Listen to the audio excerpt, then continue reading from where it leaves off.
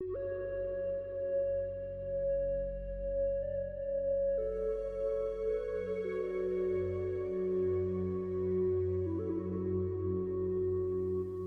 hola nuevamente, yo soy Carlos Roll, esto es Dar Naturalmente Televisión y seguimos avanzando en esta maravillosa conversación muy educativa, muy iluminadora también, con la doctora Anantli Martínez.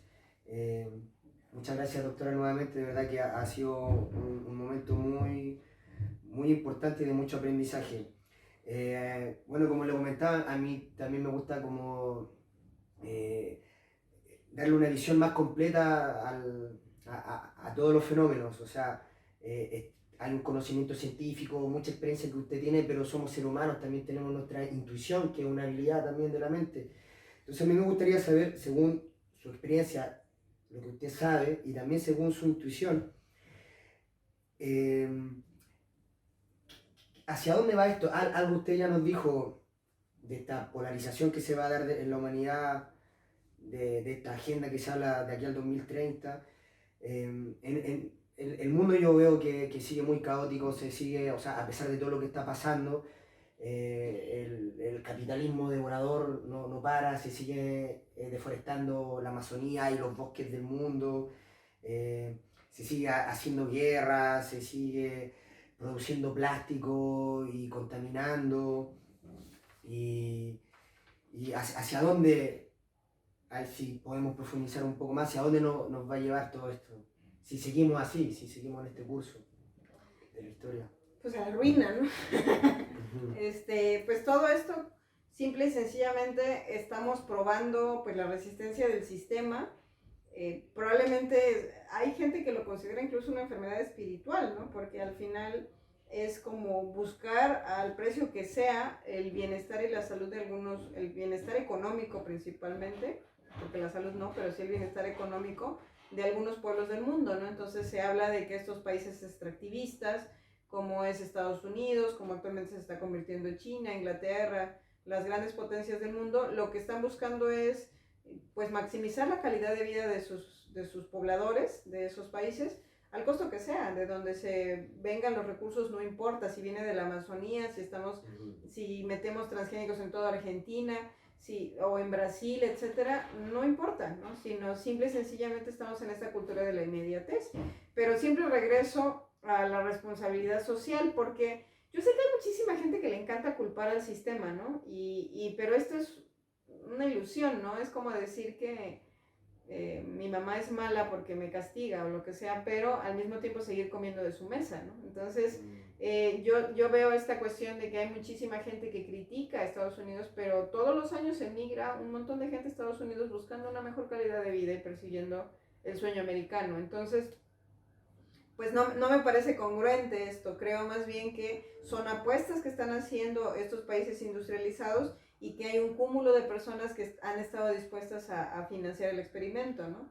Y también otro cúmulo de personas que son de los países de los cuales se extraen los recursos, que es básicamente toda América Latina, incluyendo México, que no le han apostado a otros sistemas para dejar de alimentar esta vorágine social, ¿no? ¿Por qué? Porque la gente sigue sin prepararse, obviamente por sus problemas de autoestima. Ustedes me pueden decir de la Operación Cóndor, de lo que ustedes gusten y manden, de proyectos y programas para tratar de apagar la chispa de cambio de los jóvenes de todos los países, pero en este momento, sobre todo con el Google, uno puede acceder a lo que se le dé la gana, y obviamente sí se necesita juicio crítico, sí se necesita estudiar. En México afortunadamente hay programas de educación gratuita hasta doctorado, pero pues eso no es tan fácil como pues seguir apegado al sistema.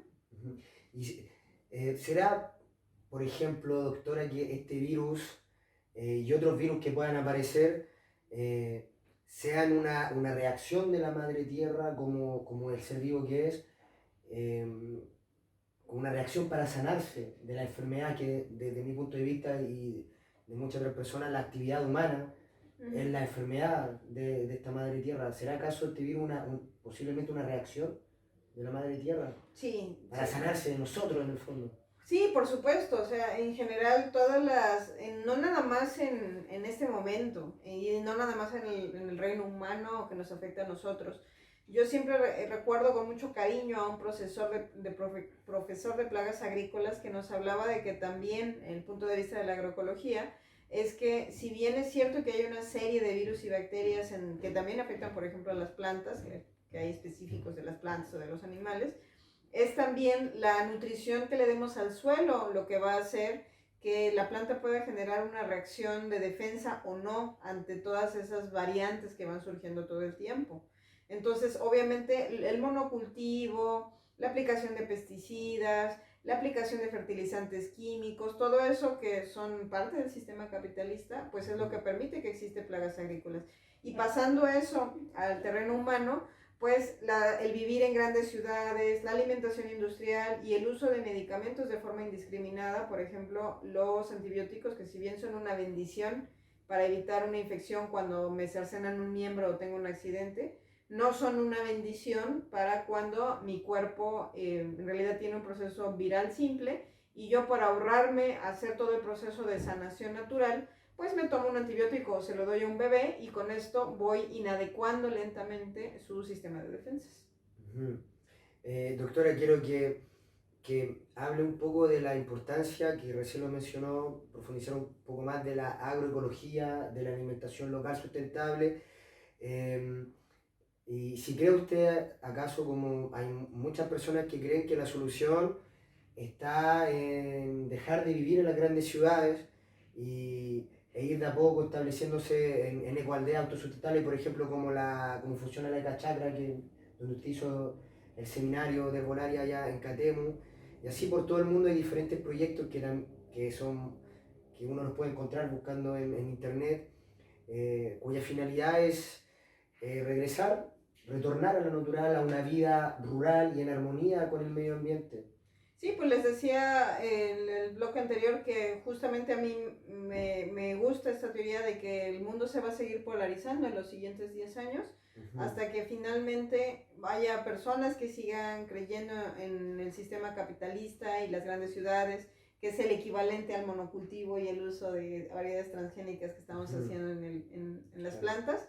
Y va a haber otras personas que decidan apostar por modelos de permacultura, que es como le llamamos en México, que integran esta cuestión de la agroecología, pero que también integra el arte del buen vivir. O sea, no nada más es cómo cultivo, sino también cómo construyo mi casa si uso técnicas sustentables, cómo reciclo el agua, cómo hago captura de agua de lluvia, por ejemplo. Y entonces todo empieza a funcionar como un circuito cerrado independiente del sistema. Pero es solamente así cuando logro, por medio de pensar, de reunir, de hacer grandes, que de hecho me acaban de decir en una lectura que me hicieron, que justamente lo que hace falta es eso, ¿no? Es generar estos espacios para que los grandes líderes o las personas que deciden, que no son grandes, en realidad son personas de a pie, personas comunes, que tienen ese magnetismo y ese dinamismo para atraer a otros hacia una idea o un ideal de un nuevo sistema de vida, y que empecemos a pensar en toda la integralidad, ¿no? En cómo cerrar los circuitos y adecuarnos a los recursos, porque el sistema de construcción que les funciona en Chile no va a funcionar igual en Bolivia porque ni siquiera existen los mismos recursos, ¿no? Entonces hay que hacer todo este proceso de adecuación y bueno, pues una vez que todas las tecnologías que ahora sí empleamos van a servir, y estos laboratorios vivos de experimentación van a servir para que en el futuro pues la gente realmente pueda elegir cómo vivir. Maravilloso, doctora. Y bueno, y para terminar, por favor, para todos y todas quienes nos vean y quieran profundizar en este conocimiento tan importante para el momento actual y para los tiempos que se vienen, y que quieran aprender más de las plantas medicinales, por favor, háblenos acerca de su diplomado online, Herbolaria Integrativa, y qué significa también este concepto de herbolaria integrativa, que es un concepto creado por usted, acuñado por usted. Sí, este concepto lo creamos yo y mi equipo de trabajo, Asami, en una reunión, donde pues estas reuniones hablando de estos grupos de trabajo que cuando se juntan grandes mentes siempre surgen grandes cosas, gente creativa, pues ellos lo que decían es que no entienden, ¿no? Entonces finalmente eso siempre forza la mente de los que somos más volátiles a decir, bueno, ¿cómo lo puedo explicar de una manera que cualquiera lo pueda entender, ¿no? Si mi diseñador gráfico que estudió diseño gráfico y mi director de marketing que estudió mercadotecnia y mi socio que estudió administración de empresas no lo entiende, quiere decir que una persona común no lo puede entender.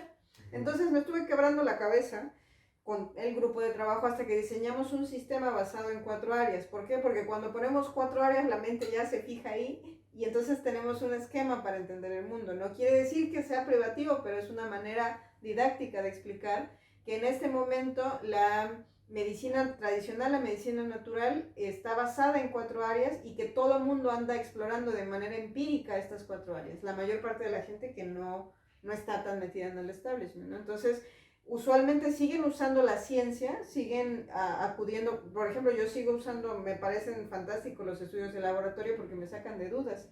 O sea, ahí sale cuando hay una diabetes, etcétera, hay una descompensación, ahí viene en los estudios. Y además hay grandes explicaciones como lo que es el síndrome metabólico, la diabetes, la prediabetes, la resistencia a la insulina. Les recomiendo el libro El cerebro de pan también, por ejemplo. Hay otro que se llama El blues del azúcar, que habla sobre esta relación de lo industrializado y la comida. Todo esto es ciencia y hay mucha literatura al respecto. Y es ciencia, ciencia. Y luego viene la parte de la herbolaria, donde ahora sí tenemos una propuesta que puede provenir o no de la ciencia sobre qué plantas medicinales usar. De hecho, hay una interacción ahí entre las dos, donde hay plantas que son muchísimas, más de 2.000, 3.000 plantas que ya tienen estudios científicos en todo el mundo. Entonces, bueno, pues hay para todos los gustos, desde la herbolaria tradicional, más de comunidad indígena, hasta la herbolaria pues más científica.